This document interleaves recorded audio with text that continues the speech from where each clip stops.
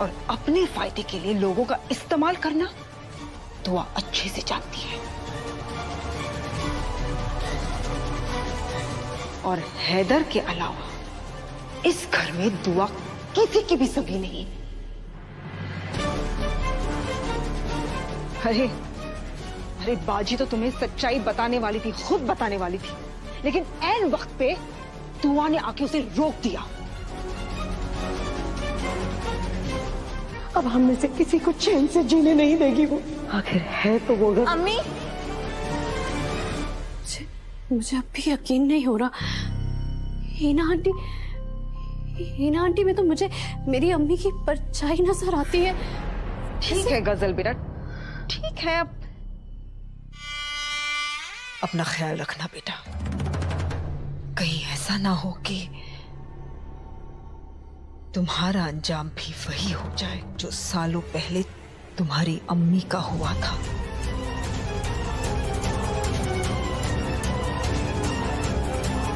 और लीजिए। नहीं बस शुक्रिया बेटा।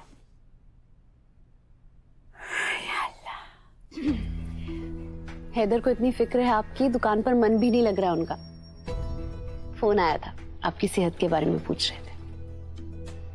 मेरी किसी बात से अल्लाह मियाँ बहुत खुश है, इसीलिए तो उन्होंने मुझे हैदर जैसा बेटा और दुआ जैसी बहू दिए हैं। सच कहूं, हैदर और दुआ मेरी दो आंखें हैं। बात तो सही कही आपने। हैदर जैसे लोग ना किस्मत वालों को ही मिलते हैं। किरदार फिर चाहे भाई का हो, दोस्त का हो, बेटे का हो या शौहर का। हैदर बोलता नहीं है, लेकिन मैं जानती हूँ ना, हैदर दुआ से बहुत मोहब्बत करता है। हैदर भी कुछ कम नसीब वाला नहीं है।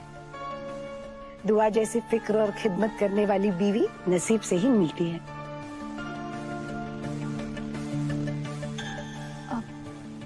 आंटी, एक बात पूछूं आपसे? पूछो ना बेटा। आंटी, आप किसकी बात कर रही थी? कौन वापस आ गई है? कौन है जो आपसे बदला लेना चाहती है? आंटी देखिए, आपके दिल में जो भी है ना, आप मुझे बता सकती हैं।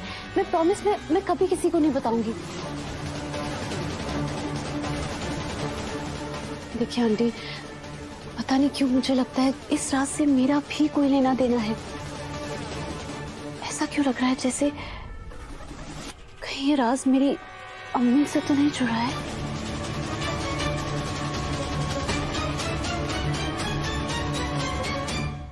कितना मुश्किल रहा होगा बिन माँ के गुजारा करना मेरी बच्ची। तुम्हारी मुश्किलों के बारे में सोचती हूँ तो दिल टूटता है मेरा। क्या हो रहा है ये सब?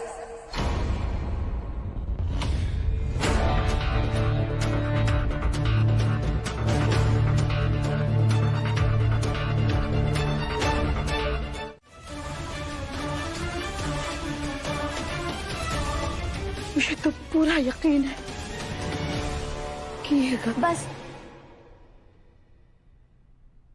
अब इस बारे में कोई बात नहीं करेगा।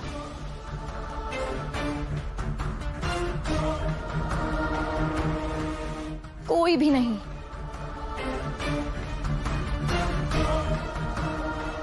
अम्मी, आपकी तस्बीह कहाँ? लीजिए, अपनी तस्बीह लीजिए और अल्लाह पाक को याद करिए। ऐसे ख्याल जहन में आना बंद हो जाएंगे।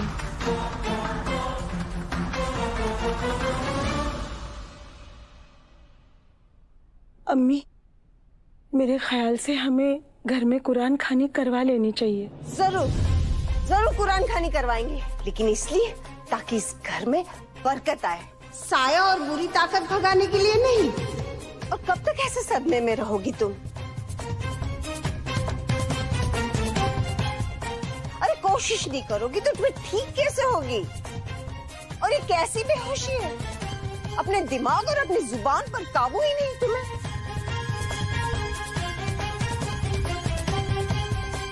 दादी अम्मी, ऐसा तो नहीं है ना कि जानबूझ के अपनी तबीयत खराब कर रही है, उसका ढोंग कर रही है, नाटक कर रही है उसका? हैदर, बड़ों के बीच में बोलने की इजाजत किसने दी तुम्हें?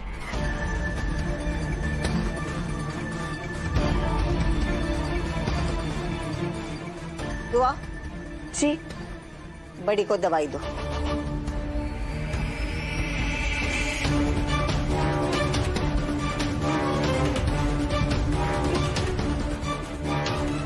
बाकी सब इस कमरे से बाहर जाओ। जो मन में आ रहा है आप करती जा रही हैं। आपको कितनी फिक्र है मेरी अम्मी की, ये हम सब जानते हैं। डरे हुए को और डरा रही है।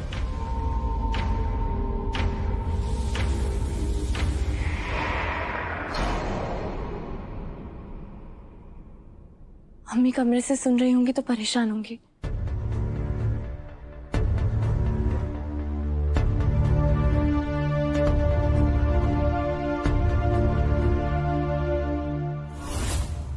कोई दुश्मनी ना होते हुए भी आपने तो सब कुछ छीन लिया मुझसे। एक बच्चे से उसके बाप का साया,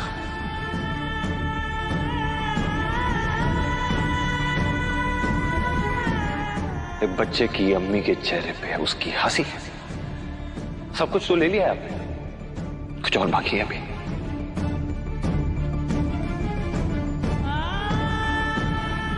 आप लोगों को तो शायद कोई अंदाजा नहीं होगा, लेकिन जब मैं स्कूल में जाता था ना ओपन हाउस में, तो बच्चों के साथ जब उनके माँ बाप को दिखता था तो क्या फीलिंग थी आप लोगों को मालूम?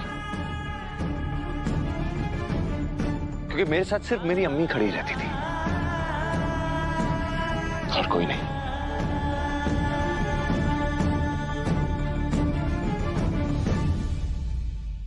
खुदा का मैं शुक्रगुजार हूं कि मुझ में इतनी हिम्मत थी कि अपने बाप का साया ना होते हुए भी मैंने गुजारा कर लिया, लेकिन मेरी अम्मी के बगैर मैं नहीं जी सकता। तो प्लीज मेरी अम्मी को बख्श दीजिए, वैसे भी वो परेशान है और परेशान मत कीजिए उन्हें। अपनी छोटी अम्मी पे ऐसे तोहमतें लगाना तुम्हारा हक नहीं बनता है इधर। छोटी बड़ी तो सिर्फ गलतियां होती हैं, मां तो सिर्फ एक होती है।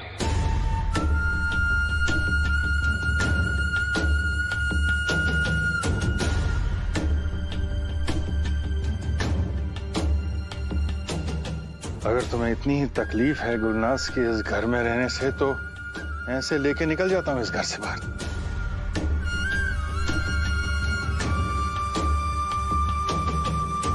चले जाते? आप कब तक चलते जाएंगे राजा? अम्मी के कमरे से चले गए, अम्मी के अरमानों से चले गए, मेरे और कायनात के बचपन से निकल गए। अब कहां जाना चाहते? घर छोड़ के चले जाना चाहते हैं? कहां जाना चाहते हैं?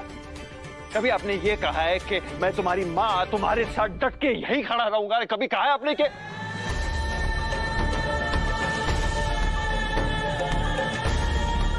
बेवकूफ आदमी के प्यार में पड़ ही कैसे गई?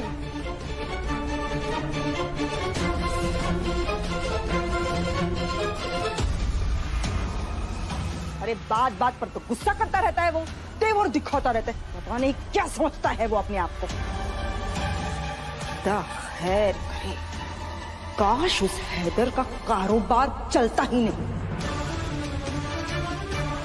अरे सड़कों पर धूल मिट्टी चाटता रहता ना, तब जाके उसे उसकी औकात पता चलती।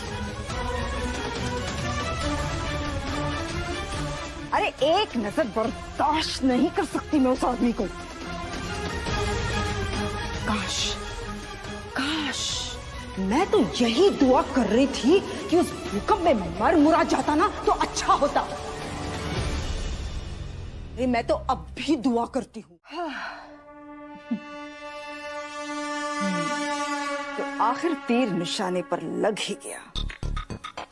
बेटा यही तो कबूल करवाना चाहती थी मैं तुमसे। प्यार किया कोई चोरी नहीं की, छुप छुप आहे भरना क्या। नहीं नहीं, I'm sorry, I'm really sorry aunty. क्या हो गया? ये वो सारी गलती ना मेरी है। मुझे हैदर का ख्याल अपने दिल में लाना ही नहीं चाहिए था, लेकिन मैं क्या करूं? आप प्लीज किसी को मत बताइएगा। मैं ये घर छोड़कर चली जाऊंगी। मैं दुआ और हैदर की जिंदगी में नहीं आऊंगी, प्रॉमिस। ठीक है, तो फिर जो गलत हो रहा है हो जाने दो, छीन लेने दो इन लोगों को तुमसे तुम्हारा हक।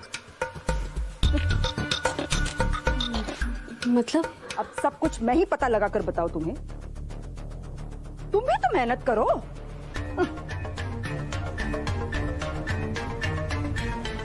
गजल बेटा, आओ बैठो यहाँ, आओ बैठ, मैं तुम्हें समझाती हूँ। देखो गजल, इतना तो तुम जान ही चुकी हो कि हीना और ये बाकी के घर वाले कोई ऐसा राज जानते हैं जो दुआ तुम्हारे सामने आने नहीं दे रही है। मुझे लगता है कि वो राज तुम्हारी अम्मी की मौत के बारे में है। सबसे पहले तुम्हें हीना से वो राज निकलवाना पड़ेगा। हैदर को पाने के लिए बेटा, अपनी मोहब्बत को हासिल करने का वक्त आ गया है। गजल,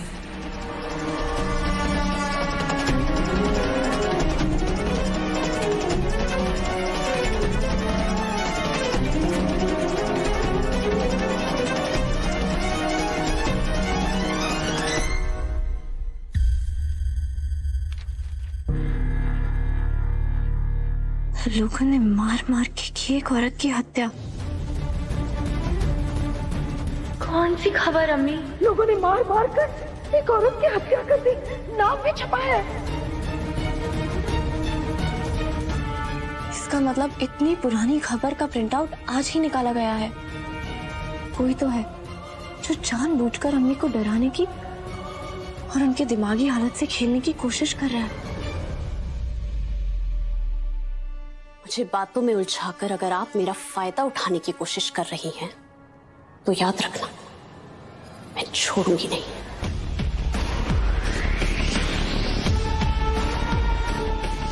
लेकिन हाँ, अगर आप सच बोल रही हैं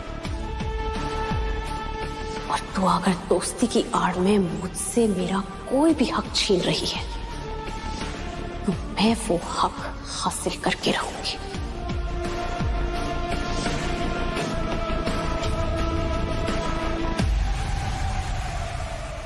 जो कोई अम्मी की दिमागी हालत का फायदा उठाकर उन्हें कमजोर करने की कोशिश कर रहा है, उससे पहले मेरा सामना करना होगा। तो फिर तय रहा गजल, तुम और मैं, हम दोनों मिलकर हम पर हो रही नाइंसाफियों के खिलाफ आवाज उठाएंगे अपने तरीके से।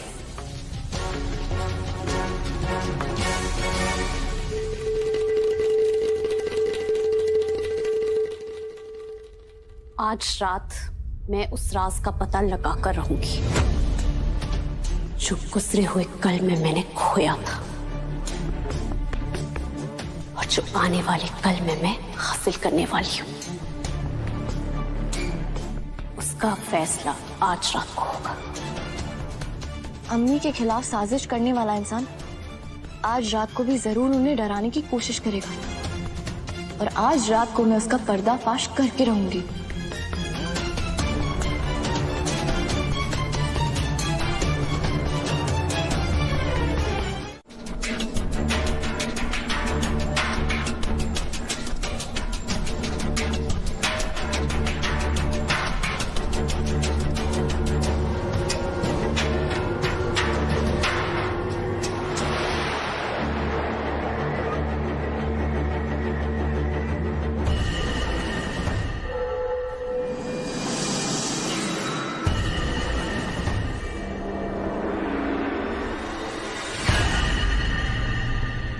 हीना,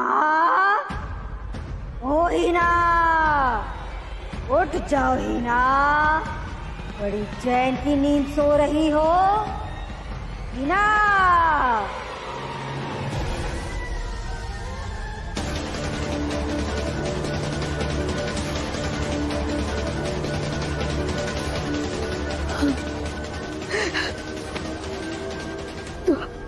मेरी 1 महीने की बच्ची को मुझसे दूर कर दिया ना तुमने।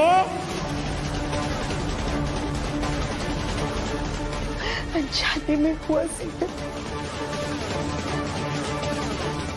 मैंने जानबूझ के कुछ नहीं किया, तुम जानती हो अनजाने में हुआ। अब मैं तुमसे तेरी औलाद छीन लूंगी।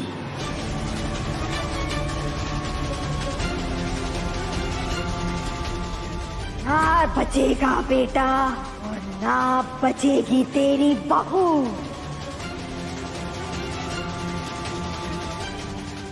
नहीं नहीं, ऐसा मत करना।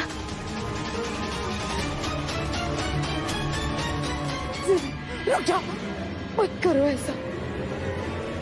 बख्श दो मेरे बच्चों को, बख्श दो मेरे बच्चों को। तुम्हारे बेटे हैदर के अंदर तुम्हारी जान बसती है ना?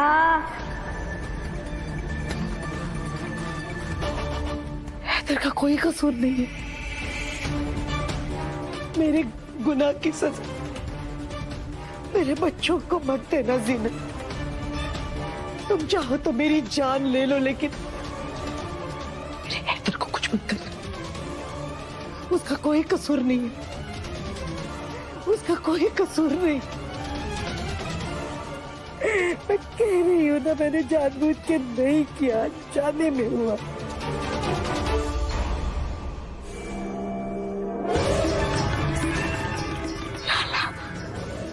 मेरी हैदर की जान को खतरा, मेरी हैदर की जान को खतरा। दुआ, दुआ। जल्दी उठो बेटा, हैदर की जान को खतरा।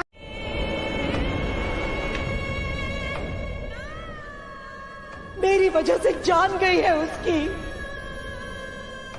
मैं जिम्मेदार हूं तुम्हारी अम्मी की मौत के लिए।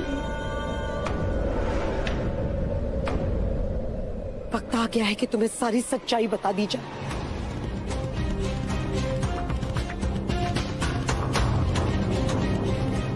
बहुत सालों पहले की बात है गजल।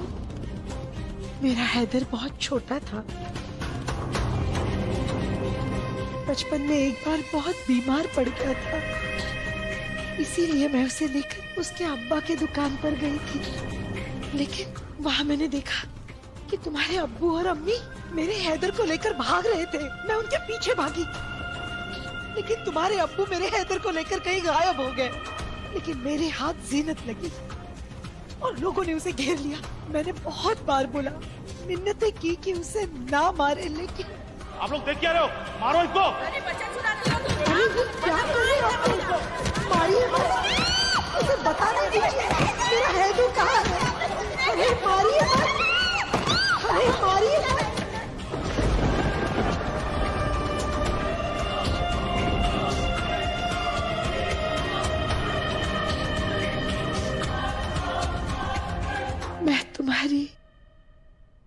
मैं तुम्हारी अम्मी को तो तुम्हें लौटा नहीं सकती, लेकिन वादा करती हूँ तुमसे, मैं जिंदगी भर तुम्हारा ख्याल रखूंगी। रोक लो, अपनी अम्मी को रोक लो, रोक लो। मेरी हैदर की जान बचा लो गजल, उसका कोई कसूर नहीं, उसका कोई कसूर नहीं है। गुनाह मेरे हाथों से हुआ।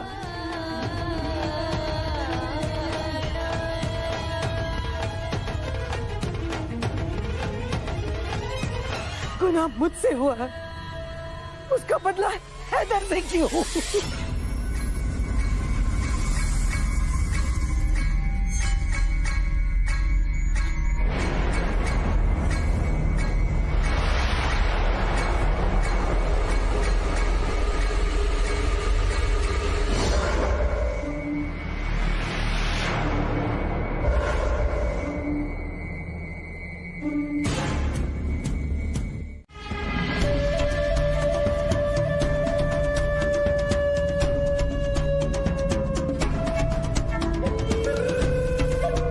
है डोज कुछ ज्यादा ही डाल दिया मैंने। अब तो कल दोपहर तक भी इसकी नींद नहीं खुलेगी, खुदा खैर करे। दुआ, दुआ उठो बेटा, देखो तुम्हारी अम्मी का क्या हाल हुआ है। दुआ उठो बेटा, तुम सो रही हो अब तक? हाँ दुआ, अरे तुम ध्यान नहीं रख सकती थी क्या अम्मी का? उठो दुआ। गहरी नींद में सो गई है शायद। दुआ उठो। दुआ? ये दुआ उठ क्यों नहीं रही है? तबीयत तो ठीक है ना इसकी? हाँ नहीं, मैं देखती हूँ। तबीयत तो बिल्कुल ठीक है दुआ की, उसे कुछ हुआ नहीं है। शुक्र है अल्लाह का। और 4 रातों की नींद पूरी कर रही है बच्ची, सोने देना उसे।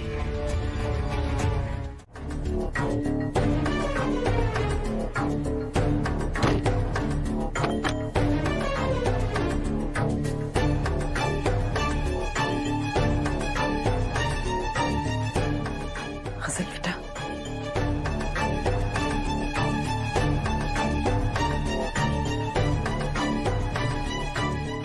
बेटा तुम बैठो, बैठो यहाँ।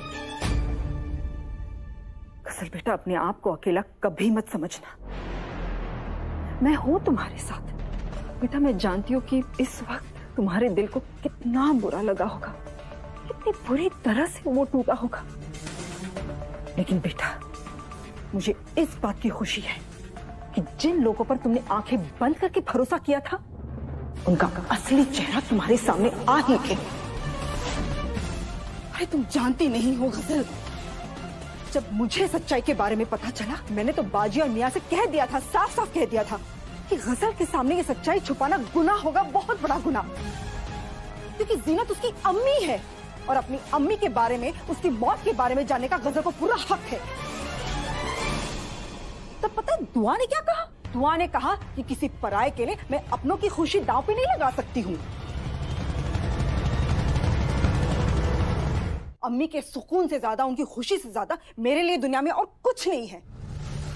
और इतने साल तो गजल ने अपनी अम्मी की मौत के बारे में जाने बगैर गुजारा कर ही लिया, तो आगे भी कर ही लेगी। उसको बताने की कोई जरूरत नहीं है। पता है दुआ ने ऐसे कहा, तब मैंने भी अपनी आवाज ऊंची करके दुआ से कहा, अरे तुम ऐसे कैसे बोल सकते हो उसके बारे में? वो बेचारी तो तुम्हें अपना दोस्त समझती है, अपना सच्चा दोस्त समझती है, उसके बारे में तुम ऐसी बातें कर रही हो? हाँ, उसने पता दुआ ने क्या कहा? दुआ ने कहा कि उस लड़की से दोस्ती करना तो मेरी मजबूरी थी। हमने इतना बड़ा गुनाह जो किया, उसकी भरपाई करने के लिए उस गरीब लड़की को मैं थोड़े बहुत पैसे देके तो मदद कर ही सकती हूँ। मैं पूछती हूँ कि तुम्हारी अम्मी की मौत की कीमत कोई लगा सकता है? लेकिन गजल बेटा, ये सब सोच के ना तुम अपने दिल को मत दुखाओ बेटा, क्योंकि मैं हूं तुम्हारे साथ। मैं तुम्हें कुछ नहीं होने दूंगी गजल बेटा, कुछ नहीं होने दूंगी।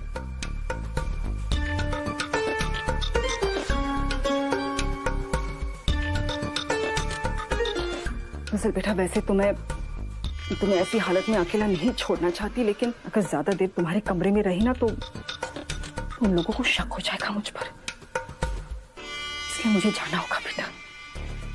लेकिन गजल, तुम्हें फिक्र करने की कोई जरूरत नहीं है, मैं फिर से तुमसे मिलने आऊंगी, ठीक है बेटा? और हाँ, अगर किसी भी चीज की जरूरत हो। गजल, अपनी दोस्त को एक बार गले भी नहीं लगाओगी?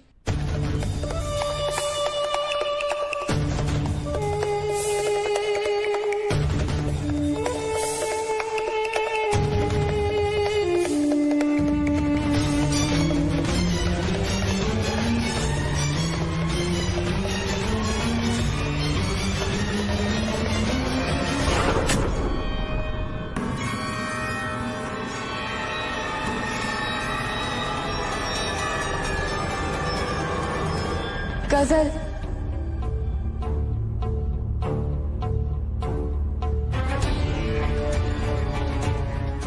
देखो एक बार मुझे गले लगा लो तो मुझे यकीन हो जाएगा कि हमारी दोस्ती सलामत है।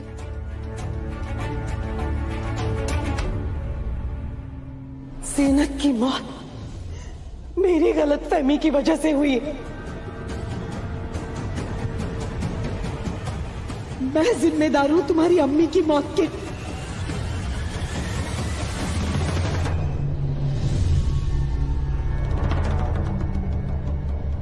मैं समझ सकती हूँ,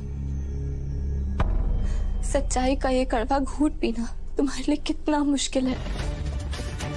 इंसान कितना भी मजबूत क्यों ना हो, ये जानकर कि उसकी अम्मी की मौत एक दर्दनाक हादसे में हुई, कोई भी इंसान टूट जाएगा। पर मेरा यकीन मानो, अम्मी की गलती एक बहुत बड़ी गलतफहमी का नतीजा थी। मैं अपनी अम्मी को जानती हूँ, वो मेरी अम्मी है। मैं जानती हूँ वो ख्वाब में भी जानबूझकर किसी को तड़पाने का, किसी को चोट पहुंचाने का सोच भी नहीं सकती। अम्मी पिछले 22 साल से उस गलती का बोझ अकेले ढो रही हैं। मैं जानती हूँ तुमने जो जिंदगी बिना अपनी अम्मी के गुजारी है, उनके पछतावे के आगे कुछ भी नहीं है। उनका पछतावा इसके आगे बहुत छोटा है। पर मैं ये भी जानती हूँ कि मेरी दोस्त का दिल बहुत बड़ा है, इसीलिए मैं रहम की फरियाद करने आई हूँ। अम्मी को माफ कर दो, वरना ये पछतावा उनकी जान ले लेगा। गजल, अम्मी पूरे दिल से तुम्हें भी अपनी बेटी मानती है। हाँ, तुमने अपनी माँ को जरूर खोया, पर ये सोचो, अल्लाह मियाँ ने तुम्हें बदले में दूसरी माँ दे दी। तुम क्या चाहती थी? हाँ, कि मैं वहां पर जाकर चिल्लाती, चीखती, हिना आंटी और दुआ के सामने बहुत बड़ा तमाशा करती, ऊपर बरस पड़ती, और फिर क्या सुबह सब खत्म हो जाता। चलो मान लेते हैं कि हैदर को सच्चाई पता चल भी जाती तो क्या, अपनी माँ को तो नहीं छोड़ देता ना। हैदर और दुआ की जिंदगी पर तो कोई फर्क ही नहीं पड़ता। और मैं अपनी बची हुई जिंदगी आंसू बहाते हुए बिता देती, लेकिन अब मुझे आंसू बहाना मंजूर नहीं।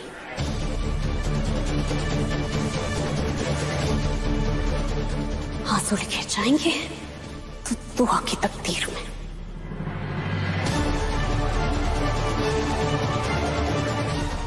जिंदगी के साथ समझौता नहीं करूंगी अब मैं। जो मेरा हक है वो मुझे चाहिए।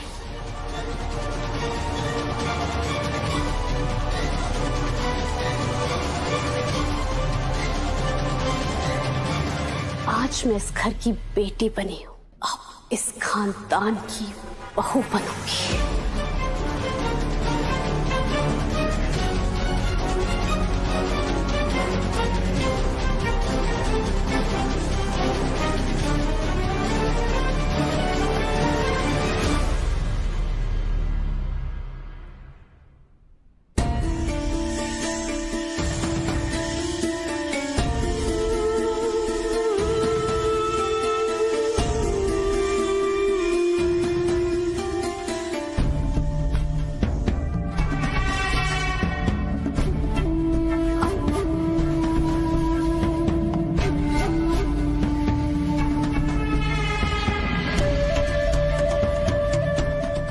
तो मैं अब समझ चुकी हूं, हैदर हिना की कमजोरी है और दुआ उसकी ताकत,